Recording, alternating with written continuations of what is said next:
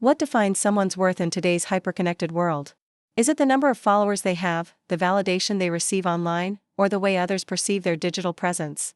For Rachel Matthews, a 28-year-old marketing coordinator at Pinnacle Digital Solutions in downtown Denver, the answer had always seemed straightforward: authenticity mattered more than appearance, kindness trumped popularity, and real relationships were built on trust, not social media metrics. I'd love to know which corner of the globe you're watching from. And if this story speaks to you, make sure to subscribe. Tomorrow's video is one you absolutely can't miss. Rachel had always been the type of person who believed in the good in others. She was the colleague who remembered everyone's birthday, who brought homemade cookies to team meetings, who stayed late to help struggling coworkers meet their deadlines. Her cubicle was decorated with handwritten thank you notes from clients, photos of her rescue dog Murphy, and a small succulent garden that she tended with the same care she applied to her marketing campaigns. At Pinnacle Digital Solutions, a mid-sized marketing agency that specialized in social media management for local businesses, Rachel had carved out a reputation as someone you could depend on. She wasn't the flashiest employee, that distinction belonged to others, but she was reliable, creative, and genuinely passionate about helping small businesses tell their stories online. Her campaigns for local restaurants, boutiques, and service providers consistently exceeded engagement targets, not because she chased viral trends, but because she understood how to create authentic connections between brands and their communities. The office itself was a testament to millennial workplace culture: exposed brick walls, standing desks, a coffee bar that served artisanal blends, and motivational quotes painted in trendy fonts across conference room walls. Think different, disrupt everything, fail fast, learn faster. The kind of inspirational mantras that looked great on Instagram but often felt hollow when deadlines loomed and clients demanded results. Rachel's daily routine was as predictable as it was purposeful. She arrived at 7:30 a.m., a full hour before most of her colleagues, using the quiet morning time to review overnight social media performance, respond to client messages, and plan content for the day ahead. She preferred these peaceful moments, when the office was empty except for the hum of computers and the distant sound of traffic beginning to build outside. It was during these early hours that she felt most creative, most capable of producing the kind of thoughtful marketing strategies that set her work apart. Her workspace was organized with the precision of someone who took pride in their craft. Color-coded folders contained client briefs, content calendars were meticulously maintained both digitally and on paper backup systems, and her computer desktop was arranged with folders that could have served as a masterclass in digital organization.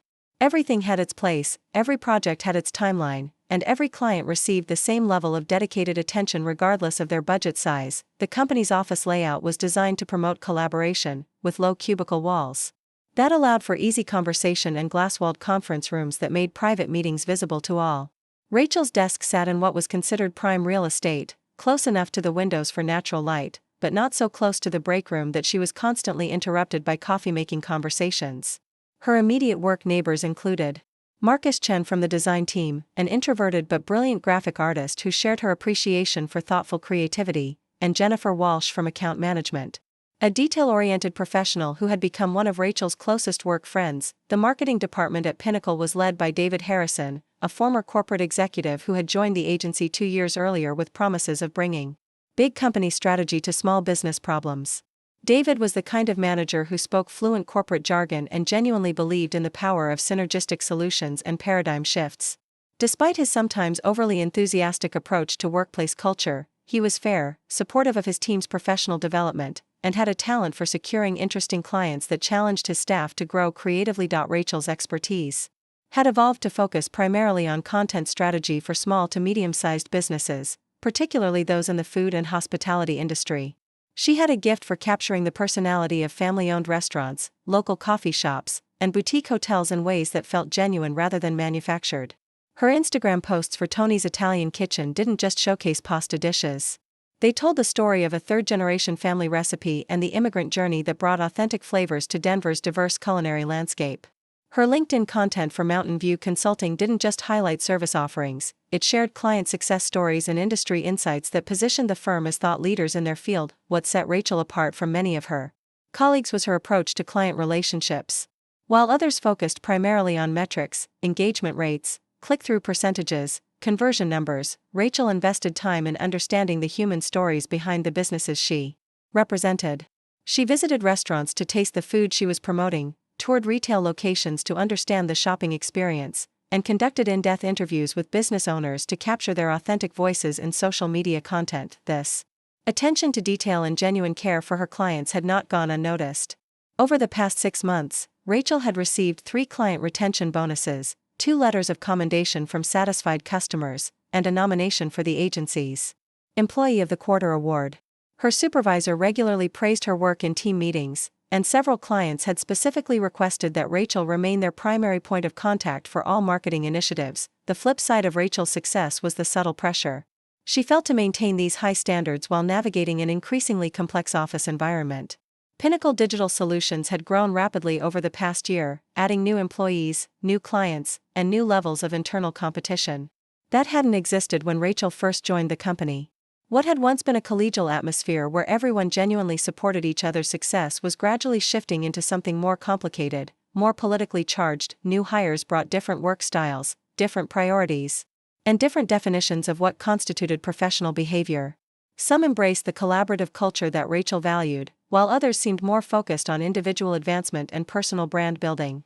The company's Slack channels, once used primarily for project coordination and team updates, had become informal social networks where inside jokes, weekend plans, and personal observations were shared with increasing frequency. Rachel had always been somewhat private about her personal life at work, preferring to maintain professional boundaries while still being friendly and approachable.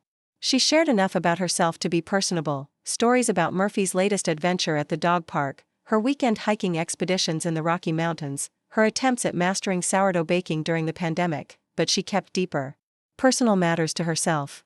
This wasn't because she was antisocial or secretive, but rather because she believed in maintaining a distinction between her professional identity and her private world. Her personal life, while fulfilling, was relatively quiet by social media standards. She lived in a modest 1-bedroom apartment in the Capitol Hill neighborhood, an area known for its artistic community and local coffee shops. Her weekends typically involved hiking with Murphy, reading mystery novels, volunteering at the animal shelter where she had adopted her dog, and pursuing her hobby of landscape photography. She maintained a personal Instagram account with a modest following of friends and family, where she shared photos of Colorado's natural beauty, Murphy's antics, and the occasional glimpse into her culinary experiments. Rachel's dating life was something she kept entirely separate from her professional world.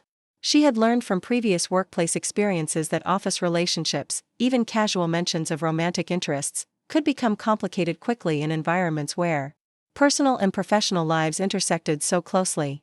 She was currently casually dating Mark Stevens, a teacher she had met through a hiking group, but their relationship was still in the early stages where neither felt compelled to broadcast their connection on social media or involve their respective workplaces in their personal journey. This commitment to privacy would later become a crucial element in the events that would unfold.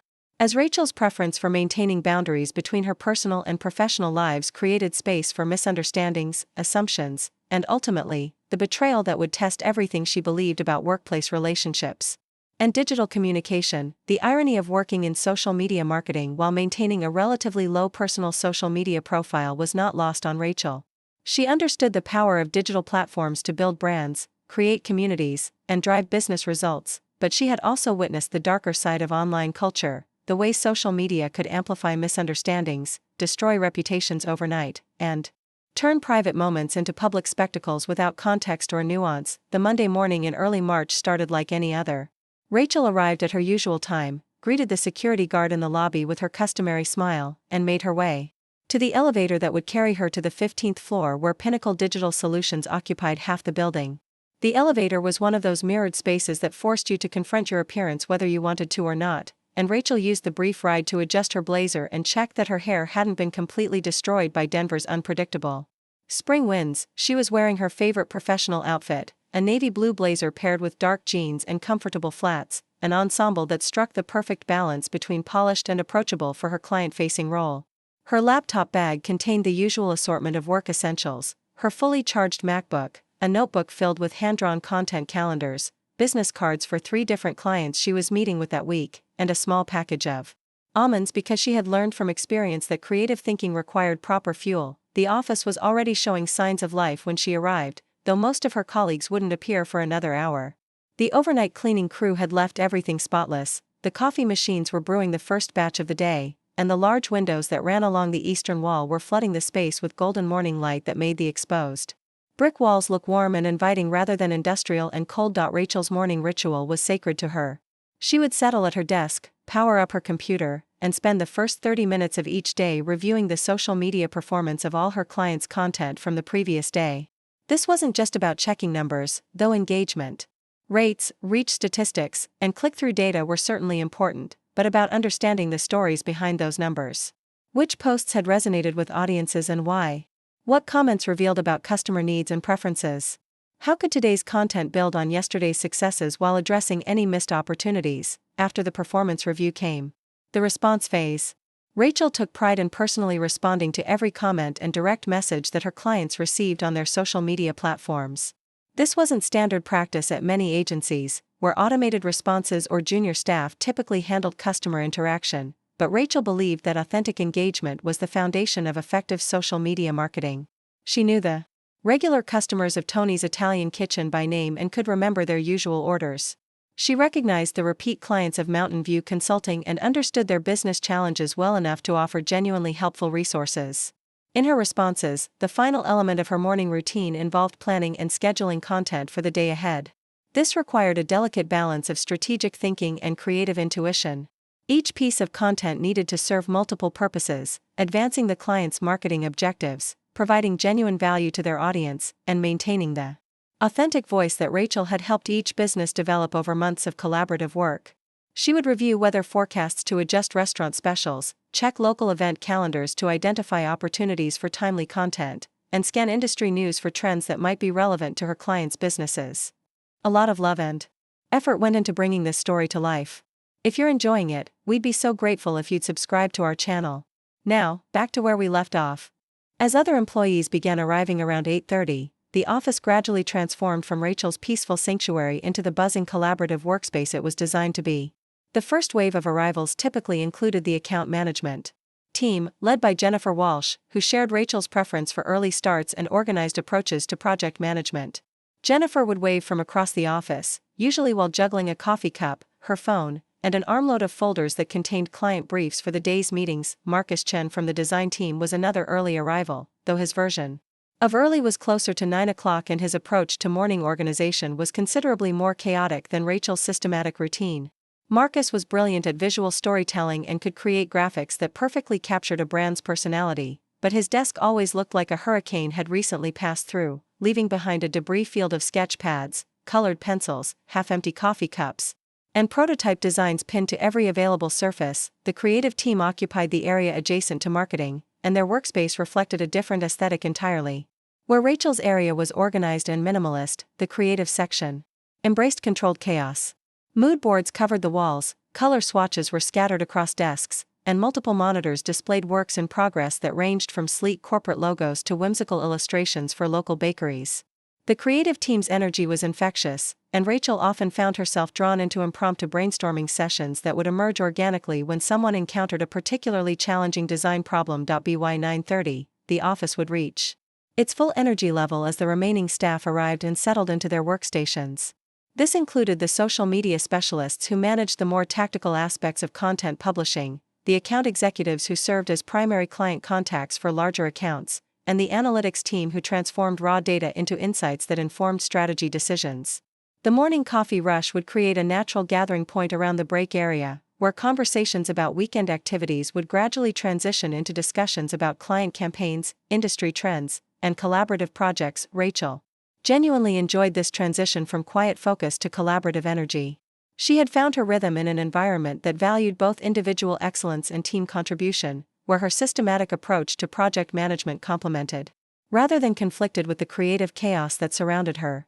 She had learned to appreciate the different working styles of her colleagues and had developed productive relationships with team members whose approaches were completely different from her own. The company culture at Pinnacle encouraged open communication and cross-departmental collaboration, which meant that project teams were often fluid combinations of people from different specialties. Rachel might find herself working with Marcus on visual content for a restaurant client, partnering with Jennifer to develop comprehensive campaign strategies, or collaborating with the analytics team to measure the effectiveness of various content approaches. This interdisciplinary approach kept her work interesting and challenging, forcing her to stay current with developments across multiple aspects of digital marketing. One of the things Rachel appreciated most about her role was the variety it offered. No 2 days were exactly alike, and no two clients presented identical challenges. The local coffee shop required a completely different content strategy than the boutique consulting firm, and the family-owned restaurant needed a different voice than the trendy fitness studio. This constant variation kept her creatively engaged and prevented the kind of repetitive routine that might have left her feeling stagnant or uninspired. The agency's client roster reflected Denver's diverse business landscape. There were established companies looking to modernize their digital presence, innovative startups trying to build brand awareness from scratch, and everything in between.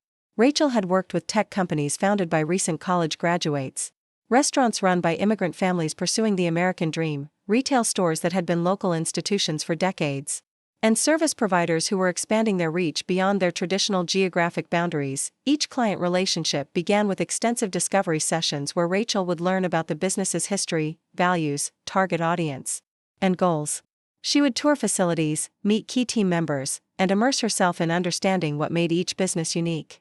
This deep dive approach took more time than the quick turnaround content creation that some agencies favored, but it resulted in marketing materials that felt authentic and resonated with genuine customer needs rather than generic promotional messages. Rachel's success with clients had not gone unnoticed by her colleagues or supervisors. Over the past year, she had been invited to present her client relationship strategies at team meetings, had been asked to mentor newer employees, and had received increasingly complex and high-profile account assignments.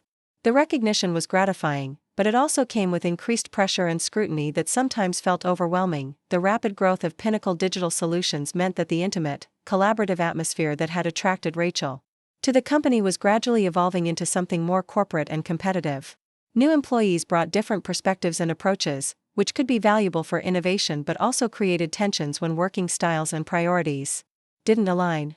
The Slack channels that had once been focused on project coordination now included constant streams of personal updates, office gossip, and social commentary that could be distracting and sometimes uncomfortable. Despite these changes, Rachel remained committed to maintaining her professional standards and personal boundaries. She participated in office social events when appropriate, contributed to team discussions about work-related topics, and maintained friendly relationships with her colleagues, but she was careful not to overshare personal information or get drawn into office politics that didn't directly affect her ability to serve her clients effectively. As Rachel settled into her workstation that particular Monday morning, reviewing email responses and preparing for a client presentation later in the week, she had no idea that the careful balance she had constructed between her personal and professional lives was about to be shattered by someone she trusted, someone she considered a friend. Someone who would use her own private communications as weapons in a public humiliation that would threaten everything she had worked to build. Among the new hires who had joined Pinnacle Digital Solutions over the past 18 months, none had made quite the impression that Sophia Clark had. She arrived in September with impeccable credentials, a master's degree in communications from Northwestern, 3 years of experience at a prestigious Chicago advertising firm, and a portfolio of campaigns that had won regional marketing awards. More importantly, she possessed the kind of effortless confidence and social magnetism that seemed to draw people into her orbit without any apparent effort. Sophia was everything that Rachel sometimes wished she could be: outgoing without being overwhelming, stylish without appearing to try too hard, and naturally gifted at the kind of networking and relationship building that came less easily to Rachel's more introverted personality. Where Rachel approached new relationships with careful consideration and gradual trust building, Sophia had a talent for making instant connections that felt genuine and lasted beyond initial encounters. The two women had been introduced during Sophia's first week orientation, when David Harrison had asked Rachel to give the new hire a tour of the office and explain the client management systems that Pinnacle used for project coordination.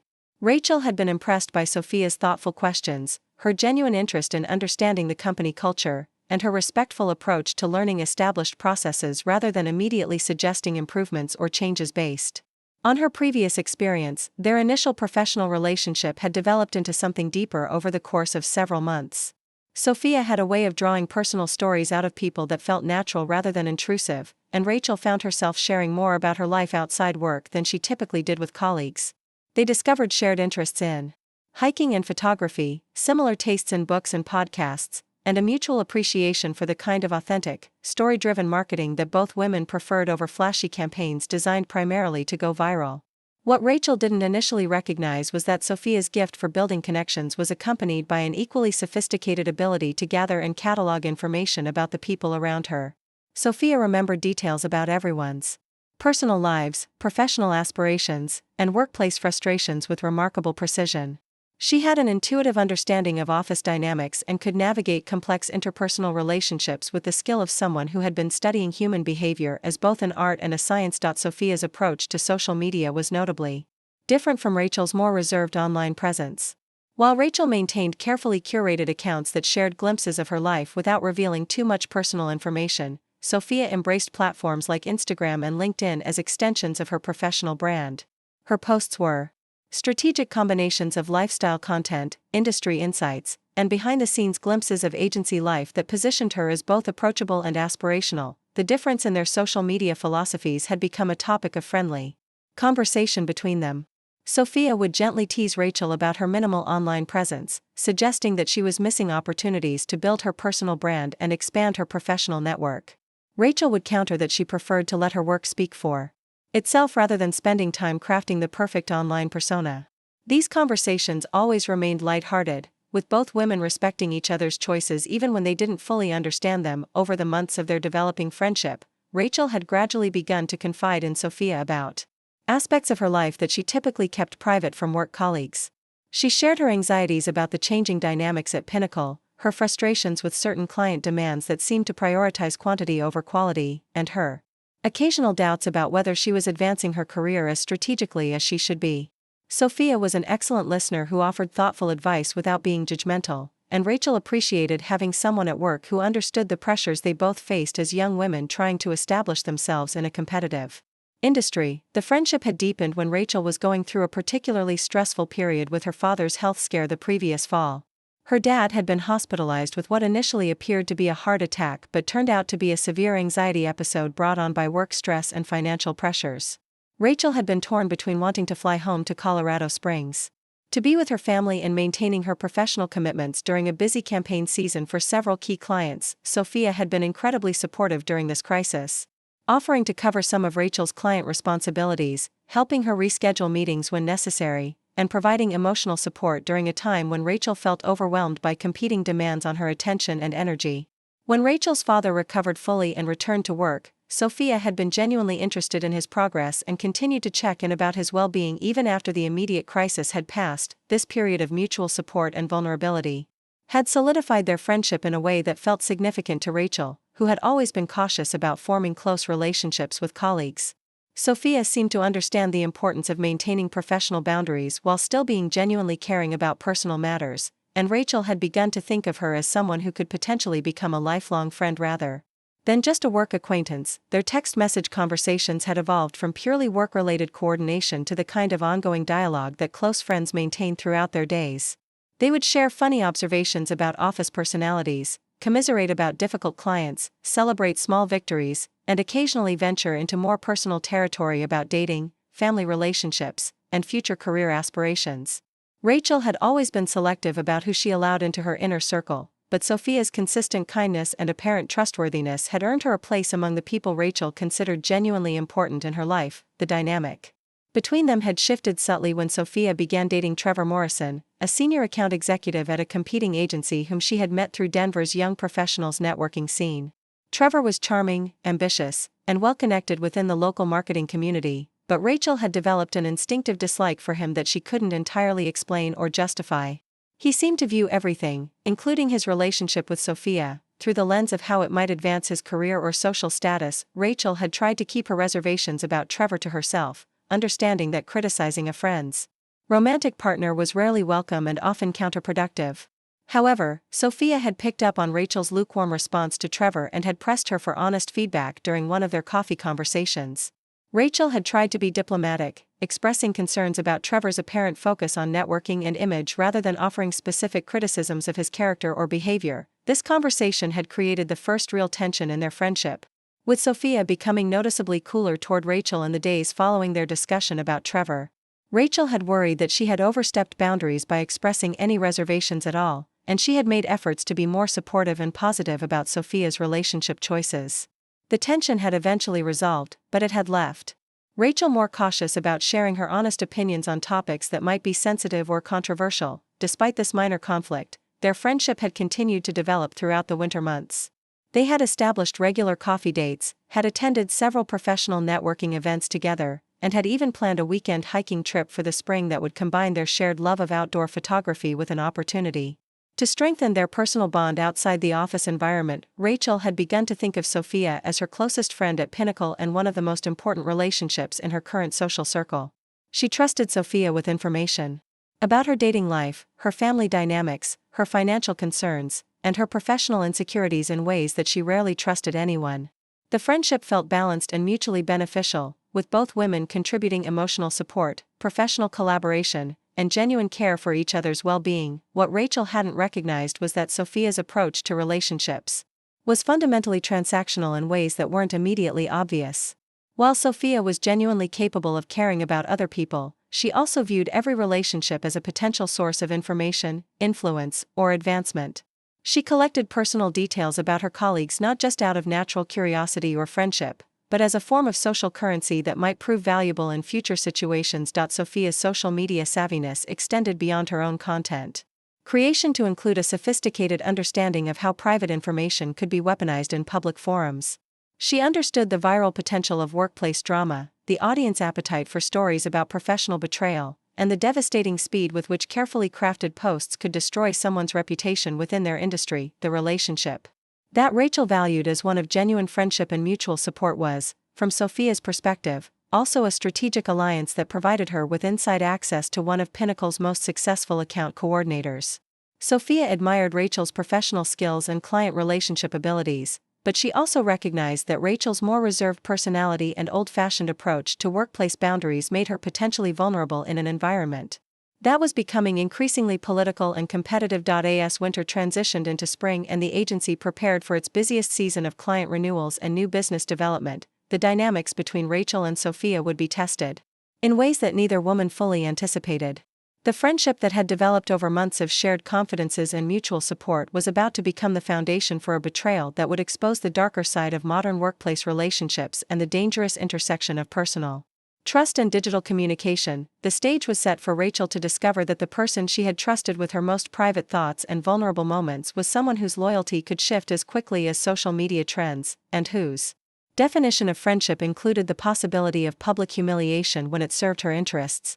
The careful boundaries that Rachel had maintained between her personal and professional lives were about to be shattered by someone who had gained access to both through the patient cultivation of trust that had felt genuine but was ultimately strategic. The betrayal, when it came, would be all the more devastating because it emerged from a relationship that Rachel had believed represented the best possibilities of workplace friendship, mutual respect, emotional support, and genuine care for each other's success and well-being. The first signs that something was shifting in Rachel and Sophia's friendship appeared in late February, though Rachel initially dismissed them as the natural stress that came with the agency's preparation for its annual client review season. Sophia had become noticeably more interested in the details of Rachel's personal life, asking specific questions about her dating situation, her family's financial circumstances, and her long-term career aspirations with a persistence that felt slightly different from their previous casual conversations. During their regular Thursday coffee meetings, Sophia began steering conversations toward topics that seemed designed to elicit personal information rather than simply maintaining their usual friendly dialogue. She would ask about Rachel's relationship with Mark, pressing for details about their communication patterns, their future plans, and the level of commitment they had established. When Rachel shared that she and Mark had been having some minor disagreements about how much time they spent together versus pursuing individual interests, Sophia encouraged her to be more open about her frustrations, suggesting that holding back concerns could damage the relationship's long-term potential. These conversations felt supportive in the moment, with Sophia positioning herself as someone who genuinely cared about Rachel's happiness and wanted to help her navigate the complexities of modern dating. Rachel appreciated having someone to talk through her romantic uncertainties, especially since she had always been private about her relationships and didn't have many close friends who knew enough about her dating life to offer meaningful advice. What Rachel didn't recognize was that Sophia was systematically documenting these conversations, not necessarily with malicious intent initially, but as part of her general approach to relationship management. Sophia kept detailed notes about her colleagues' personal lives, professional challenges, and emotional vulnerabilities, stored in a password-protected document on her laptop that she euphemistically called her networking database. This information helped her maintain the kind of personalized relationships that made her appear exceptionally thoughtful and caring, but it also served as a repository of potentially useful intelligence about the people in her professional orbit. The shift in Sophia's behavior became more pronounced after she attended a digital marketing conference in Austin in early March.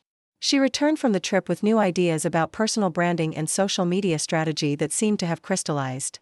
Her thinking about how online presence could be leveraged for career advancement. She began posting more frequently on LinkedIn and Instagram, sharing thought leadership content and behind-the-scenes glimpses of agency life that positioned her as an emerging voice in Denver's marketing community. More significantly, Sophia started encouraging Rachel to be more active on social media, suggesting that her minimal online presence was limiting her professional opportunities and preventing potential clients or employers from discovering her expertise. These suggestions came in the form of friendly advice rather than criticism, with Sophia offering to help Rachel develop a content strategy that would showcase her work without requiring too much time or effort to maintain. Rachel politely declined these offers, explaining that she preferred to focus her energy on direct client work rather than building her personal brand online. She mentioned that she had seen too many examples of social media creating complications in people's professional lives and that she valued the privacy and boundaries that came with maintaining a lower digital profile. This conversation revealed a fundamental philosophical difference between the two women that hadn't been apparent during the earlier stages of their friendship. While Rachel viewed social media as a tool that should be used carefully and strategically, with clear boundaries between personal and professional content, Sophia saw digital platforms as essential infrastructure for modern career development. She believed that anyone who wasn't actively building their online presence was putting themselves at a disadvantage in an increasingly connected and competitive professional landscape. This difference in perspective created a subtle tension that began to affect their interactions, though neither woman addressed it directly. Sophia seemed frustrated by what she perceived as Rachel's stubborn adherence to outdated approaches to career management, while Rachel felt increasingly uncomfortable with what seemed like pressure to adopt strategies that didn't align with her values or comfort level. The situation became more complicated when Sophia's relationship with Trevor Morrison began to deteriorate in mid-March. Trevor had been offered a position with a larger agency in Los Angeles, and he was considering taking the opportunity despite having been dating Sophia for only 4 months. Sophia was devastated by the possibility that he might leave Denver without making any effort to maintain their relationship, and she turned to Rachel for emotional support during this difficult period. Rachel found herself in the uncomfortable position of trying to comfort someone whose romantic choices she had never fully understood or supported. She listened to Sophia's frustrations about Trevor's apparent lack of commitment and his willingness to prioritize career advancement over their relationship, offering the kind of supportive responses that friendship seemed to require while privately thinking that Sophia might be better off without someone who treated her as dispensable. During these conversations, Sophia shared intimate details about her relationship with Trevor, including private text message exchanges that revealed his casual attitude toward their connection and his assumption that Sophia would simply accept whatever decision he made about his career. Rachel was surprised by Sophia's willingness to share such personal information, including actual screenshots of their conversations, but she interpreted this transparency as evidence of how much Sophia trusted her and valued their friendship. What Rachel didn't understand was that Sophia's sharing of private communications was part of a pattern of boundary-crossing behavior that extended beyond her relationship with Trevor. Sophia had a habit of documenting and sharing private conversations when it served her emotional or strategic needs, treating other people's personal communications as content that could be repurposed for her own purposes when circumstances made it convenient or beneficial. The turning point came when Trevor ultimately decided to take the Los Angeles position, ending his relationship with Sophia through a text message that was both casual and dismissive. Sophia was genuinely hurt by this treatment, but her response revealed aspects of her character that Rachel hadn't previously recognized.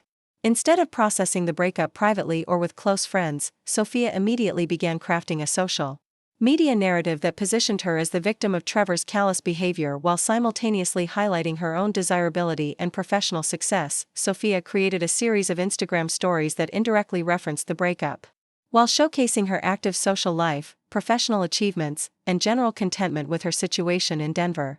The posts were carefully designed to suggest that she was thriving despite Trevor's departure, while also implying that anyone who chose to leave her was making a significant mistake. The content was sophisticated enough to avoid explicitly mentioning Trevor or their relationship, but obvious enough that anyone familiar with the situation would understand the subtext. Rachel watched the social media performance with growing discomfort, recognizing that Sophia was using her online presence to process personal pain in ways that seemed both performative and potentially damaging to her professional reputation. When she gently suggested that Sophia might want to be more private about her personal life on platforms where potential clients and employers could see her content, Sophia's response was unexpectedly defensive and hostile. Sophia argued that Rachel's approach to social media was outdated and overly cautious, suggesting that her refusal to engage authentically online was evidence of deeper issues with self-confidence and professional ambition. She implied that Rachel's privacy preferences were actually symptoms of fear and insecurity rather than principled choices about boundary setting and personal branding. This conversation marked the first time that Sophia had directly criticized Rachel's approach to anything, and it revealed a side of her personality that Rachel hadn't seen before. Sophia's criticism felt personal and mean-spirited in ways that seemed disproportionate to the gentle advice that Rachel had offered, and it made Rachel question whether she had misunderstood the nature of their friendship. The interaction left Rachel feeling confused and hurt, unsure whether she had somehow overstepped boundaries by expressing concern about Sophia's social media choices or whether Sophia's response indicated deeper problems with her character and judgment. Rachel decided to give Sophia some space to process her emotions about the breakup, hoping that their friendship would return to its previous warmth once the immediate pain of Trevor's departure had subsided. However, instead of improving, the dynamic between them continued to deteriorate over the following weeks. Sophia became increasingly critical of Rachel's work approaches, questioning her client management strategies and suggesting that her reluctance to embrace newer marketing techniques was limiting her effectiveness. These criticisms were often delivered in group settings where other colleagues could overhear them, creating professional embarrassment for Rachel that felt intentional and malicious. Sophia also began making subtle references to Rachel's personal life and workplace conversations, mentioning details about her dating situation or family circumstances that Rachel had shared in confidence during their private conversations. While these references weren't explicitly harmful, they made Rachel uncomfortable by blurring the boundaries between personal and professional information in ways that she had specifically tried to avoid. The situation reached a crisis point when Rachel discovered that Sophia had been sharing screenshots of their private text conversations with other colleagues, presenting them out of context as examples of Rachel's negative attitude or professional limitations.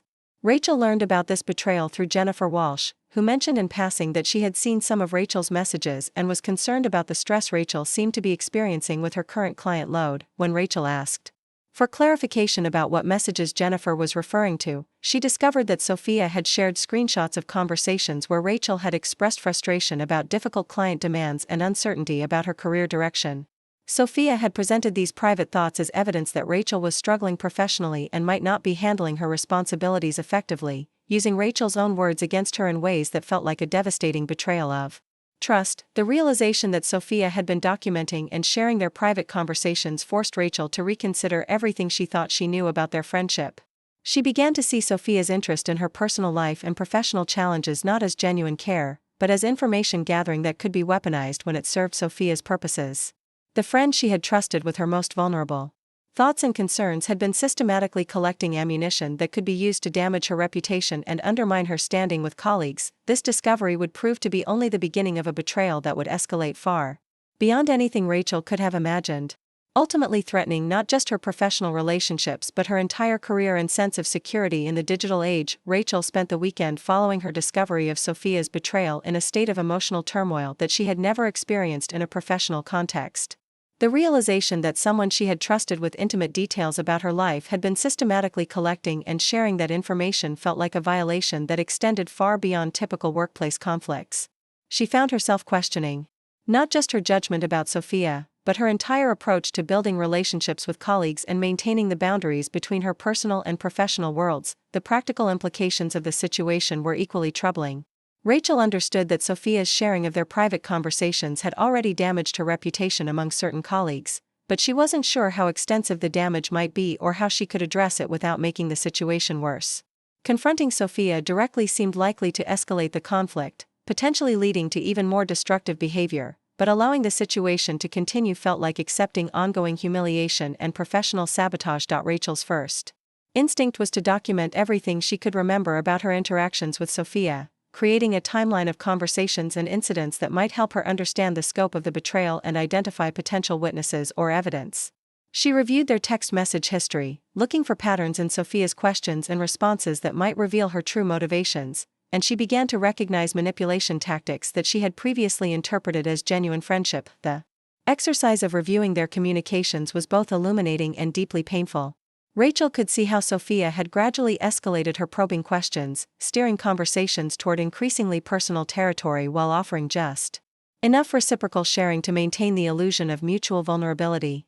She noticed how Sophia had consistently encouraged her to be more open about her frustrations and insecurities, positioning herself as a trusted confidant while simultaneously collecting information that could later be used against her. More disturbing was Rachel's recognition of how isolated she had become from other potential allies at work during the period when her friendship with Sophia was deepening. She had relied increasingly on Sophia for emotional support and social connection, gradually reducing her investment in relationships with other colleagues who might have been more genuinely trustworthy. Sophia had effectively positioned herself as Rachel's primary workplace relationship, creating a dependency that made the betrayal more devastating and left Rachel with fewer resources for addressing the situation. By Monday morning, Rachel had developed a preliminary strategy for dealing with the crisis. Her approach would need to accomplish several objectives simultaneously: limiting additional damage to her reputation, rebuilding relationships with colleagues who might have been influenced by Sophia's manipulation, gathering evidence of the betrayal that could be presented to management if necessary, and protecting herself from future attacks while maintaining her professional effectiveness. The first element of her plan involved carefully reconnecting with Jennifer Walsh, who had inadvertently revealed Sophia's sharing of private messages but who also seemed genuinely concerned about Rachel's well-being. Rachel decided to be strategically transparent with Jennifer about the situation, acknowledging that she was dealing with some personal stress while also making it clear that certain information about her circumstances had been shared without her consent. During their coffee meeting on Monday afternoon, Rachel approached the conversation with calculated vulnerability, sharing enough authentic emotion to demonstrate that she was dealing with a serious situation while being careful not to reveal additional information that could be weaponized if Jennifer proved to be untrustworthy. She explained that she had been going through some personal challenges that she had discussed privately with a colleague, only to discover that those conversations had been shared more widely than she had expected. Jennifer's response confirmed Rachel's assessment that she was likely to be a reliable ally. Jennifer expressed genuine concern about the breach of privacy and shared her own discomfort with the increasing tendency among some colleagues to treat personal information as social currency. She revealed that she had been troubled by Sophia's apparent knowledge of details about various colleagues' personal lives and had wondered how someone relatively new to the company had gained access to such intimate information so quickly. This conversation provided Rachel with valuable intelligence about how Sophia was perceived by other team members and confirmed that she wasn't the only person who had been subjected to inappropriate information gathering. Jennifer mentioned that Marcus Chen had also expressed discomfort with some of Sophia's questions about his personal relationships, and that several other colleagues had noticed her tendency to steer conversations toward personal topics that seemed designed to elicit private information. Armed with this knowledge, Rachel began carefully reaching out to other colleagues who might have experienced similar manipulation, positioning these conversations as informal check-ins rather than explicit investigations. She discovered that Sophia had been systematically building files of personal information about most of her coworkers, using different approaches with different personalities but consistently gathering intelligence that could potentially be used for professional or social advantage. Marcus Chen revealed that Sophia had repeatedly asked him about his dating life and family financial situation, questions that had seemed inappropriate but that he had answered out of politeness and uncertainty about how to establish boundaries with a new colleague. Sarah Martinez from the analytics team shared that Sophia had pressed her for details about her previous job and the circumstances of her departure, information that Sarah had provided during what she thought was a casual conversation but that Sophia had later referenced in ways that made Sarah uncomfortable. These conversations helped Rachel understand that Sophia's behavior represented a pattern of systematic boundary violations rather than simply a personal conflict between the two of them. This recognition was both validating and strategic, as it suggested that any formal complaint about Sophia's conduct would be supported by multiple witnesses who had experienced similar treatment. However, Rachel also understood that building a coalition of colleagues who were willing to formally challenge Sophia would be complicated by the social dynamics at Pinnacle and the potential professional risks involved in workplace conflicts. Many employees were reluctant to engage in situations that might be perceived as gossip or interpersonal drama, especially when the person being challenged was skilled at presenting themselves as professional and reasonable in public settings. Rachel's strategy evolved to focus on protecting herself and documenting Sophia's behavior while avoiding direct confrontation that might escalate the situation before she was fully prepared to address it through official channels. She began systematically backing up all of her communications, including text messages, emails, and Slack conversations, creating a comprehensive record that could be used as evidence if the situation required formal intervention. She also started being more strategic about her own communications, crafting messages that would be difficult to misinterpret or use against her if they were shared without permission. This defensive approach felt unnatural and exhausting, requiring her to constantly monitor her own expressions of frustration, uncertainty, or vulnerability in ways that made authentic workplace relationships more difficult to maintain. The emotional toll of operating in this heightened state of vigilance was significant. Rachel found herself second-guessing every conversation and analyzing every interaction for potential manipulation or information gathering. The workplace that had previously felt like a supportive community now felt like a minefield where casual comments could be weaponized and personal vulnerability could be exploited for professional advantage. During this period, Rachel also began researching company policies related to privacy, harassment, and professional conduct, trying to understand what protections might be available to her and what standards of evidence would be required if she decided to file a formal complaint. She discovered that Pinnacle's employee handbook included provisions about confidentiality and respectful workplace communication, but the language was vague enough that enforcing these policies would likely require clear evidence of specific violations. The challenge of gathering such evidence was complicated by the sophisticated nature of Sophia's manipulation tactics. Most of her boundary violations occurred in private conversations or involved the sharing of information in ways that could be characterized as casual workplace gossip rather than deliberate sabotage.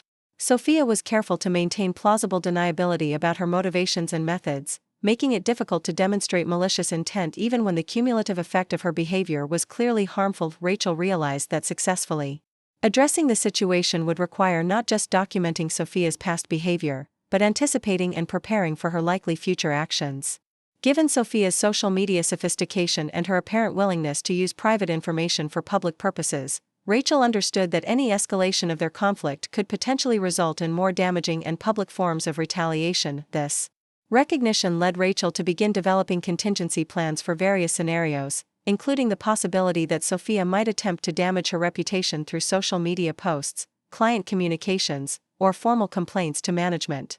She started building relationships with clients who could vouch for the quality of her work, documenting her professional achievements and positive feedback, and creating backup systems for critical project information that could be compromised.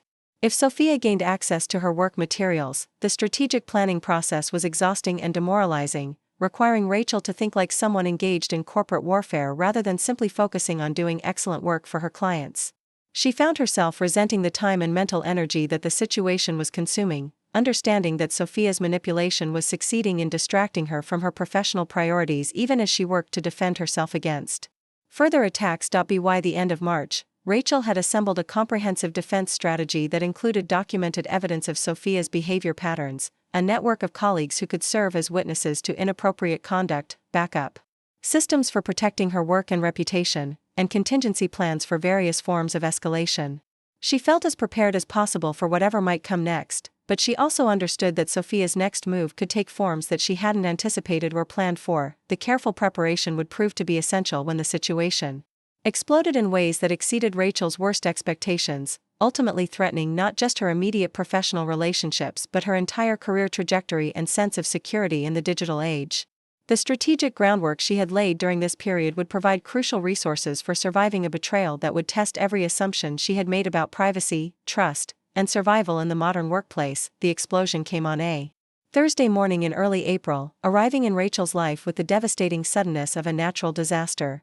She was reviewing client proposals at her desk when her phone began buzzing with notifications, text messages, Instagram mentions, LinkedIn messages, and missed calls that seemed to multiply faster than she could process them. The sheer volume of digital communication was unusual enough to be alarming, but it was the content of the messages that made her blood run cold. Her college roommate Sarah had sent a screenshot of an Instagram story with the message, "OMG, is this about you?" The image showed a series of text message conversations with identifying information blurred out, accompanied by crying laughing emojis and the caption, "When you try to help someone but they're just bitter about other people's success. The delusion is real." The messages were clearly from Rachel's private conversations with Sophia, taken completely out of context and presented in a way that made Rachel appear jealous, unprofessional, and emotionally unstable. Rachel's hands trembled as she opened Instagram and navigated to Sophia's profile. What she found there was a carefully orchestrated character assassination disguised as personal storytelling. Sophia had created a series of Instagram stories that told the narrative of a generous friend being mistreated by an ungrateful colleague who was threatened by success and couldn't handle other people shining. The posts never mentioned Rachel by name, but anyone familiar with their workplace dynamics would immediately understand who was being referenced. The content was sophisticated in its manipulation of context and audience sympathy. Sophia had selected specific excerpts from their private conversations that, when isolated from their original circumstances, appeared to show Rachel making petty complaints about colleagues, expressing resentment about others' achievements, and demonstrating what could be interpreted as unprofessional attitudes toward client relationships. Messages where Rachel had vented about genuinely difficult situations were presented as evidence of her negative personality, while Sophia's own provocative questions and manipulative responses were carefully edited out. Point 1 Particularly damaging screenshot showed Rachel expressing frustration about a client who had been making unreasonable demands and constantly changing project specifications. In the original context, this had been a legitimate professional concern that Sophia had encouraged Rachel to discuss as a way of processing workplace stress. But presented without that context, the message appeared to show Rachel badmouthing a client in ways that could be seen as unprofessional and potentially damaging to the agency's reputation. Another screenshot captured Rachel's doubts about whether she was advancing her career strategically enough, concerns that she had shared during a vulnerable moment when she was feeling overwhelmed by the competitive dynamics at Pinnacle.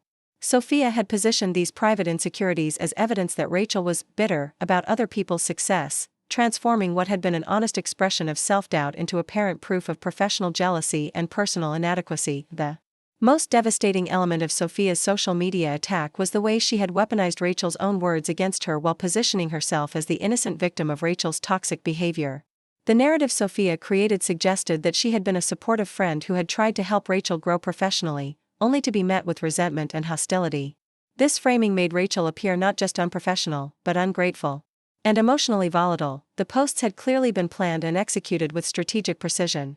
Sophia had timed their release for maximum impact, publishing them during peak social media hours when they would reach the largest audience and generate the most engagement. She had also coordinated the release across multiple platforms, ensuring that the content would be discovered by different segments of their professional and social networks. Rachel watched in horror as the posts began generating comments and reactions from people throughout Denver's marketing community. Former colleagues from other agencies, clients from various companies, and professionals she had met at networking events were all seeing this distorted version of her personality and professional behavior. The viral nature of the content meant that her reputation was being damaged across her entire professional network simultaneously, creating a crisis that extended far beyond her immediate workplace. The immediate workplace implications were equally devastating. Rachel's colleagues had obviously seen the posts, and she could feel the shift in office dynamics as soon as she looked up from her phone. People who would normally greet her with friendly waves were avoiding eye contact, and she noticed several clusters of whispered conversations that stopped abruptly when she approached. The collaborative, supportive environment that she had valued at Pinnacle was replaced overnight by an atmosphere of suspicion and judgment. Marcus Chen approached her desk hesitantly, his usual friendly demeanor replaced by obvious discomfort. "Rachel, I saw the Instagram stuff. I don't know what's going on between you and Sophia, but maybe you should talk to David about this before it gets worse." His tone was sympathetic but cautious, reflecting the awkward position that the conflict had created for everyone who worked with both women. Jennifer Walsh sent a private message through Slack. "Can we talk privately? There's something you need to know about how this is being perceived by management." The message filled Rachel with dread, confirming her fear that the social media attack was already affecting her standing with supervisors who would be making decisions about her future at the company. During their emergency coffee meeting that afternoon, Jennifer revealed that David Harrison had already been approached by several colleagues who were concerned about the implications of Rachel's posts for the agency's professional reputation. The screenshot about client complaints had been particularly damaging, as it suggested that Rachel might be sharing confidential client information inappropriately or harboring negative attitudes that could affect service quality. "David is trying to be fair about this," Jennifer explained, "but he's getting pressure from above to address the situation quickly. There are concerns that if clients see these posts, it could damage relationships and potentially cost the agency business. Some people are saying that regardless of the context, sharing those kinds of messages publicly shows poor judgment and professionalism. The irony of the situation was crushing. Rachel was being blamed for the public sharing of private messages that Sophia had screenshotted and distributed without permission. The victim of the privacy violation was being held responsible for the consequences of the violation, while the perpetrator was being viewed as someone who had been wronged by Rachel's supposedly toxic behavior. Jennifer also revealed that Sophia had been actively managing the narrative within the office, positioning herself as someone who had tried to be a good friend to Rachel but had been forced to protect herself from increasingly problematic behavior. Sophia had shared additional screenshots privately with select colleagues, presenting them as evidence that Rachel's public persona as a dedicated, professional employee was a facade that concealed deeper character problems. The strategic sophistication of Sophia's attack became clear as Rachel learned more about how the situation was being perceived and discussed. Sophia had anticipated the likely responses to her social media posts and had prepared additional evidence and narratives to support her version of events.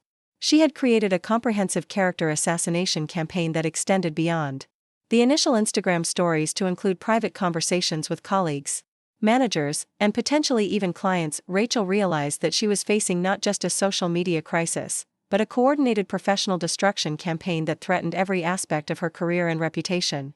The careful defensive preparations she had made over the previous weeks would prove inadequate against an attack of this scope and sophistication. Sophia had successfully weaponized the entire digital marketing ecosystem that Rachel worked within, turning her own professional network into the distribution system for her humiliation. The emotional impact of the betrayal was almost as devastating as the professional consequences. Rachel felt completely exposed and vulnerable, knowing that private thoughts and feelings she had shared in confidence were now being scrutinized and judged by hundreds of people across her industry. The trust she had placed in Sophia had been transformed into a weapon that was being used to destroy everything she had worked to build over years of dedicated professional effort. As the day progressed, Rachel received messages from various contacts expressing concern, confusion, or support. But many of these communications revealed how effectively Sophia's narrative had spread and taken hold. Even people who were trying to be supportive were asking questions that showed they had absorbed elements of Sophia's framing, wanting to understand what really happened in ways that suggested they believed there must be some truth to the accusations being made against Rachel's character. The situation was compounded by the speed and scale of social media distribution, which meant that Rachel's reputation was being damaged faster than she could possibly respond to or correct the misinformation. By the end of the day, the posts had been viewed thousands of times, shared across multiple platforms, and discussed in professional contexts where Rachel had no opportunity to provide her perspective or defend herself against the accusations. The crisis had effectively trapped Rachel in an impossible position. Responding publicly to the posts would risk escalating the conflict and providing Sophia with additional material to use against her. Remaining silent would allow the damaging narrative to spread unchallenged, potentially causing irreparable harm to her professional reputation. Either choice carried significant risks that could affect her career prospects for years to come. As Rachel left the office that evening, she understood that her professional life had been fundamentally altered by someone she had trusted as a friend. The betrayal had succeeded in ways that exceeded even Sophia's likely expectations, creating a crisis that would test not just Rachel's resilience and strategic thinking, but her ability to survive in an industry where reputation and relationships were essential for long-term success. The digital age had amplified the potential for personal destruction in ways that previous generations of professionals had never faced. And Rachel was about to discover whether it was possible to rebuild a career after being subjected to the kind of systematic character assassination that social media platforms made possible. Rachel spent Thursday night in a state of strategic planning that bordered on desperation. The scope of Sophia's attack had exceeded her worst-case scenarios, but the defensive preparations she had made over the previous weeks suddenly became the foundation for a counteroffensive that would expose the truth about what had really happened. She understood that surviving this crisis would require not just defending herself, but systematically dismantling the false narrative that Sophia had constructed while demonstrating the manipulative tactics that had been used against her. The first element of Rachel's response strategy involved leveraging the documentation she had been carefully maintaining since discovering Sophia's pattern of boundary violations. She had screenshots of complete conversation threads that showed the context Sophia had deliberately removed from her Instagram posts, revealing how Sophia had encouraged and prompted many of the statements that were now being used against Rachel.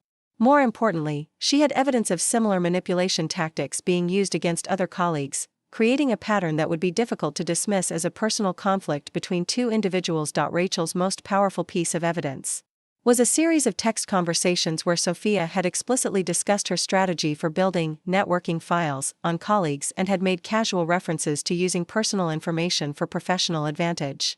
In one particularly damaging exchange, Sophia had joked about how easy it was to get people to overshare by positioning herself as a supportive friend, and had mentioned specific colleagues whose weaknesses she had identified through private conversations. These messages had been sent during the period when Sophia was dealing with her breakup from Trevor, when her emotional vulnerability had made her less careful about concealing her manipulative intentions.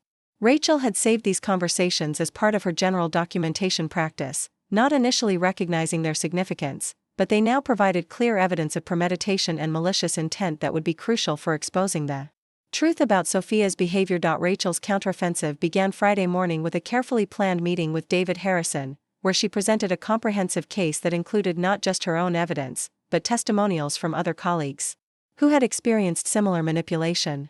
She had spent Thursday evening reaching out to Marcus Chen, Sarah Martinez, and several other coworkers, asking them to formally document their experiences with Sophia's inappropriate information gathering and boundary violations. The meeting with David was strategically structured to address the specific concerns that had been raised about Rachel's professionalism while simultaneously exposing the systematic nature of Sophia's manipulative behavior. Rachel presented the complete context for each screenshot that Sophia had shared, showing how her private expressions of legitimate workplace frustrations had been encouraged by Sophia's probing questions and then weaponized through selective editing and contextual manipulation. David's response revealed that he had already been growing concerned about inconsistencies in Sophia's account of events and had received informal complaints from other employees about her intrusive questioning and gossip-spreading behavior. Rachel's comprehensive documentation provided the evidence he needed to take formal action, but it also revealed the extent to which Sophia's manipulation had affected multiple aspects of the workplace environment. "Rachel, I owe you an apology," David said after reviewing the evidence. "It's clear that you've been subjected to a sophisticated campaign of workplace harassment that I should have recognized and addressed earlier. The way your private communications were manipulated and shared publicly represents serious violations of both company policy and basic professional ethics."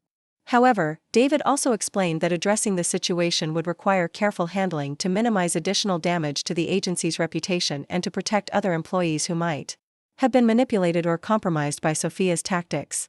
The public nature of Sophia's attack meant that any response would need to consider not just internal workplace dynamics, but the broader professional community that had been exposed to the false narrative about Rachel's character. The resolution process began with a formal investigation led by Pinnacle's HR director, who interviewed multiple employees about their experiences with Sophia's behavior and reviewed the extensive documentation that Rachel had provided. The investigation quickly revealed that Sophia had been systematically violating company policies regarding confidentiality, respectful workplace communication, and appropriate use of social media platforms. More significantly, the investigation uncovered evidence that Sophia had been sharing confidential client information and internal company strategies with contacts at competing agencies, using her networking database not just for personal advantage but potentially for industrial espionage. This discovery transformed the situation from a personal conflict into a serious security breach that required immediate and decisive action. The evidence of information sharing with competitors provided David with the justification he needed to terminate Sophia's employment immediately, while also giving Rachel leverage to demand broader remediation for the damage that had been done to her reputation. The company's legal team became involved to assess potential liability issues and to develop strategies for addressing the public misinformation that had been spread about Rachel and potentially about other employees. Sophia's termination was handled discreetly, but word of her departure spread quickly through the office and the broader professional community. The official explanation focused on violations of confidentiality and information security policies, avoiding specific references to the social media attack while making it clear that serious professional misconduct had been discovered and addressed. However, Rachel understood that simply removing Sophia from the workplace would not be sufficient to repair the damage that had been done to her reputation in the broader professional community. The false narrative about her character and professionalism had spread far beyond Pinnacle's immediate sphere of influence, and addressing it would require a proactive communication strategy that went beyond internal company processes. Working with Pinnacle's communications team, Rachel developed a professional response that would be shared through her LinkedIn profile and other appropriate channels. The statement acknowledged that she had been the target of a social media attack involving the manipulation of private communications, explained that the matter had been investigated and resolved through appropriate company procedures, and emphasized Her continued commitment to the highest standards of professional conduct and client service, the response was carefully crafted to avoid escalating the conflict while providing enough information to allow colleagues and clients to understand that the previous posts had been misleading and had been addressed through official channels. The statement was supported by testimonials from long-term clients who vouched for Rachel's professionalism and integrity, creating a counter-narrative that emphasized her actual track record rather than the manufactured controversy. Jennifer Walsh and Marcus Chen, along with several other colleagues, publicly expressed their support for Rachel through LinkedIn comments and posts that emphasized their positive experiences working with her and their confidence in her professional abilities. These endorsements from respected colleagues helped to reinforce the message that the previous attacks had been unfounded and had been appropriately investigated and resolved. The client response to the situation was overwhelmingly supportive, with several businesses specifically requesting that Rachel continue managing their accounts and expressing their satisfaction with the quality of work she had consistently provided. This client support was crucial for demonstrating that the manufactured controversy had not affected her ability to deliver excellent results for the businesses she served. Tony's Italian Kitchen posted a social media tribute to Rachel's work on their behalf, highlighting the authentic storytelling and community engagement that had helped their business grow significantly over the past year. Mountain View Consulting sent a formal letter to Pinnacle's management praising Rachel's strategic thinking and client relationship skills, and requesting that she continue as their primary account coordinator. The broader professional community's response evolved as more information became available about the circumstances surrounding Sophia's departure and the investigation into her conduct. Several marketing professionals who had initially shared or commented on Sophia's posts began removing their engagement or posting clarifications acknowledging that they had been misled about the situation. A prominent Denver marketing blog published an article about the dangers of social media manipulation in professional contexts, using the situation as a case study for how private communications could be weaponized and how important it was to verify information before sharing content that could damage someone's reputation.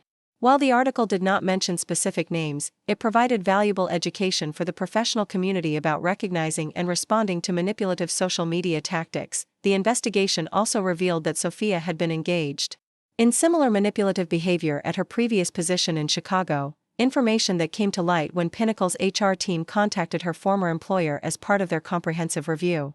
This discovery suggested that Rachel had been targeted by someone with an established pattern of workplace manipulation and betrayal, rather than being involved in a simple personal conflict that had escalated inappropriately. Within 2 weeks of the initial attack, the professional consensus about the situation had shifted dramatically.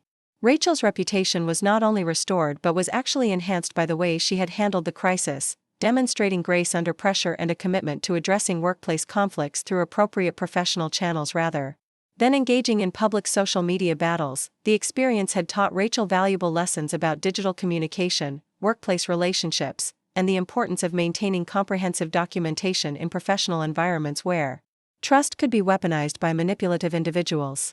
She had survived a sophisticated attack on her character and career, emerging stronger and more aware of the complex dynamics that shaped modern workplace relationships. The resolution of the crisis also led to improved policies and procedures at Pinnacle regarding social media use, confidentiality protections, and reporting mechanisms for inappropriate workplace behavior.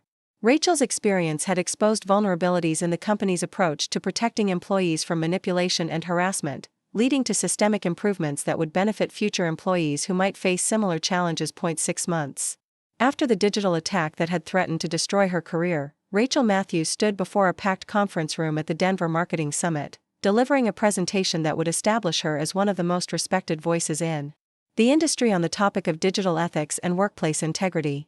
The irony was not lost on her that the crisis which had nearly ended her professional life had ultimately transformed her into a sought-after expert on the very issues that had almost destroyed her. The presentation, titled Authentic Relationships in the Digital Age, Building Trust While Protecting Boundaries, drew from her personal experience while offering practical guidance for marketing professionals navigating the complex intersection of personal relationships and digital communication. The audience was captivated by her insights into how social media platforms could be weaponized for workplace harassment and her strategies for building genuine professional relationships without compromising personal privacy. Rachel's approach to sharing her story was characteristically thoughtful and strategic. Rather than focusing on the details of her personal betrayal, she used her experience as a foundation for broader discussions about digital literacy, professional ethics, and the importance of systematic documentation in modern workplaces.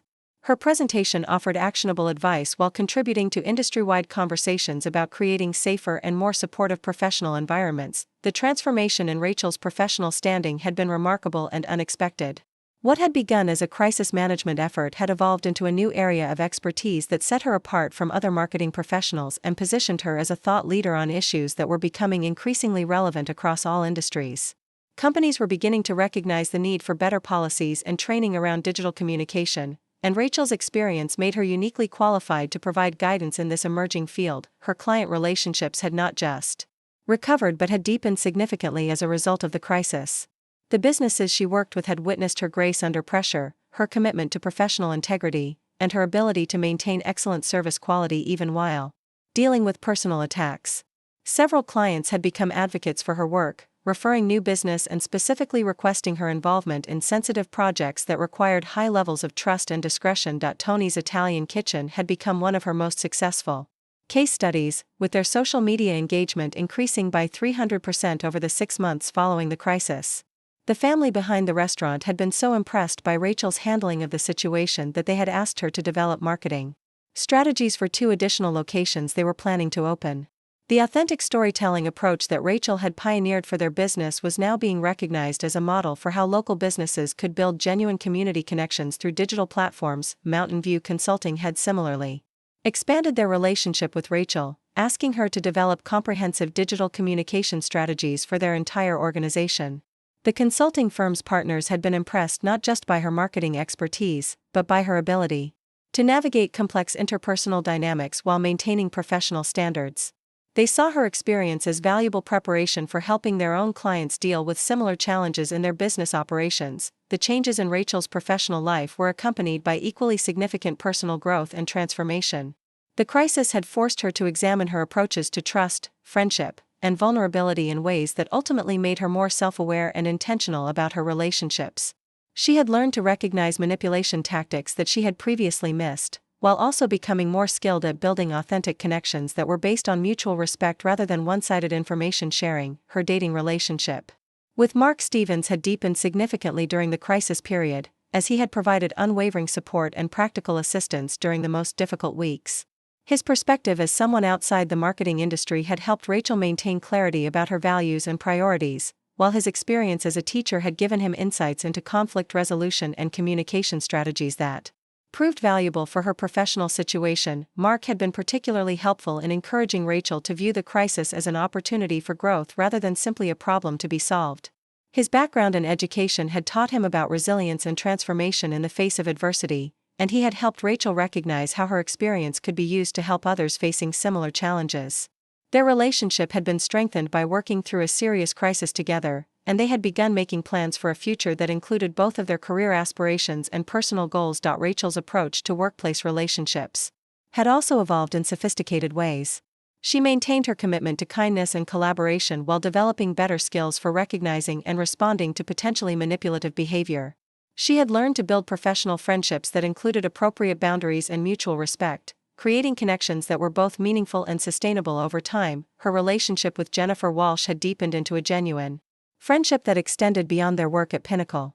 Jennifer had been instrumental in helping Rachel navigate the crisis, and their shared experience had created a bond based on mutual support and professional respect. They had begun collaborating on industry presentations and articles, combining their expertise in account management and marketing strategy to offer comprehensive insights to other professionals. Marcus Chen had also become a closer friend and professional collaborator, with their shared experience of recognizing and responding to Sophia's manipulation creating a foundation for deeper trust and communication. Marcus had been inspired by Rachel's systematic approach to documentation and crisis management, and had begun developing his own strategies for protecting his work and reputation in an increasingly complex professional environment. The broader impact of Rachel's experience had extended far beyond her immediate professional circle.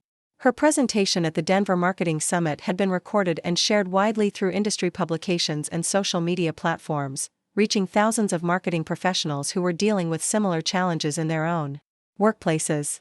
She had received invitations to speak at conferences across the country, and several universities had asked her to contribute to their curricula on digital ethics and professional communication. Pinnacle Digital Solutions had also undergone significant positive changes as a result of the crisis and its resolution.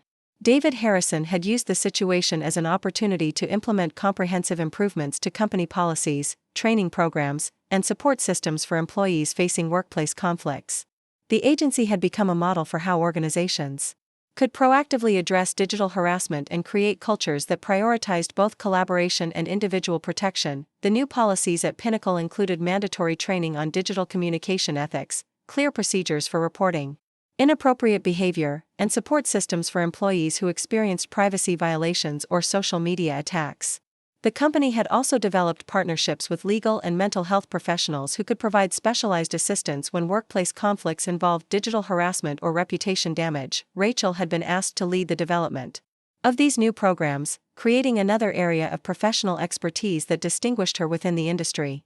Her work on workplace digital ethics had attracted attention from other agencies and organizations who were struggling with similar challenges, leading to consulting opportunities that expanded her career in unexpected directions. The financial impact of her career transformation had been substantial and positive.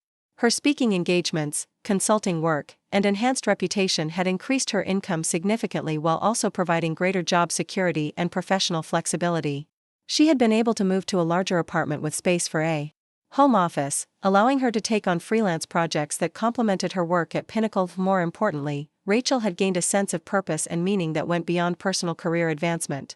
Her experience had taught her about the importance of standing up for professional integrity and supporting others who faced similar challenges.